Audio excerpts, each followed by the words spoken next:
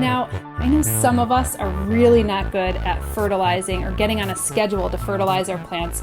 I know I wasn't for the longest time, and finally I went really nerdy and got myself on a schedule to actually get all of my plants fertilized.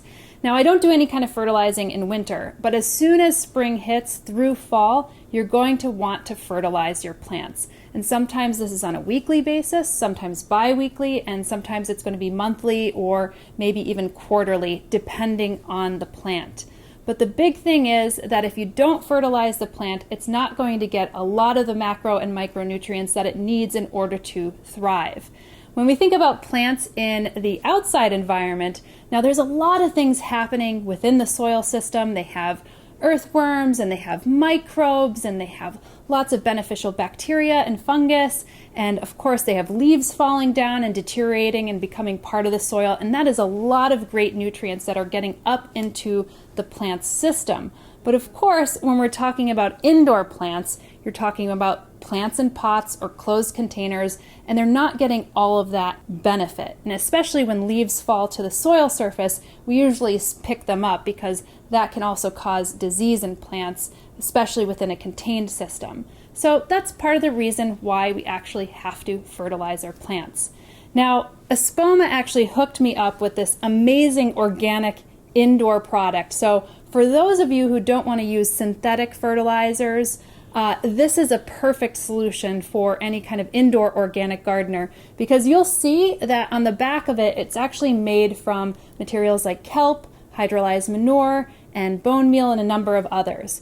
What I also like about this fertilizer is that you'll see that it has some beneficial microbes. So bacillus, which you might recall if you're eating kefir or sauerkraut, those great probiotics for your system are actually here, which it's great if you have probiotics in your soil. And then you have trichoderma, which if you've never heard it before, trichoderma is a fungus that actually works with the plant's root system in order to prevent pathogens. So a lot of pathogens can get in through the root system within plants, so they actually have that in here too. And they have a good use-by date as well on the bottom. So, because this is full of biological material and life, you're going to want to use it by the use-by date, because that's when you have the better beneficial materials in the soil system. Now, also what you'll notice is that fertilizers are often defined by 3 numbers. Now, plants need a broader range of macro and micronutrients in order to thrive, but N, P, and K, nitrogen, phosphorus, and potassium, are really what are the major macronutrients that plants use. So when you see the number 222 or 10-10-10 or 20-10-20, that's really just the ratio of rate for those particular nutrients within the bottle that you have here. Now this is 222, so typically I would use like a 10-10-10 and then dilute it, but 222 to me says that this is a very gentle fertilizer. And what's also interesting is everybody's always, wondering how much fertilizer do I actually put in the system, and they're always confused. All you have to do is turn it over, open the cap of this, and I may have mentioned this before with some of my other fertilizer videos, but I like to take a gallon jug of water because I have so many plants to water. But if you only have a few houseplants, a quart container and 1 dose of fertilizer should suffice. Since I'm dealing with a gallon, that means I need 4 doses.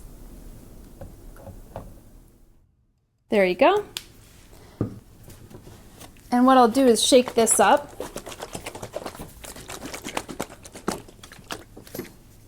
And from there, I'll put the fertilizer into my watering can.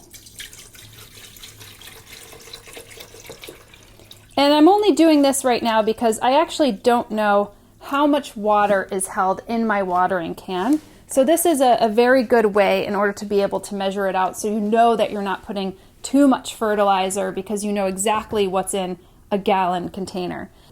Now from there, I will water my plants, and you're going to want to water them thoroughly. Now, what does watering a plant thoroughly mean? Well, you want to make sure that the water comes down through from the soil surface all the way down to the root zone, and maybe 10 to 20% of the water in the fertilizer comes out into the bottom of the basin that your plant is sitting in. that way the fertilizer won't just stick to the surface of the soil. It'll actually go all the way down, and then your plant will be benefiting that. Don't ever put like fertilizer in super dry soil. Make sure that you actually really water it for that reason. Hopefully that was really helpful for you, and it gets you one step ahead this spring when it comes to fertilizing.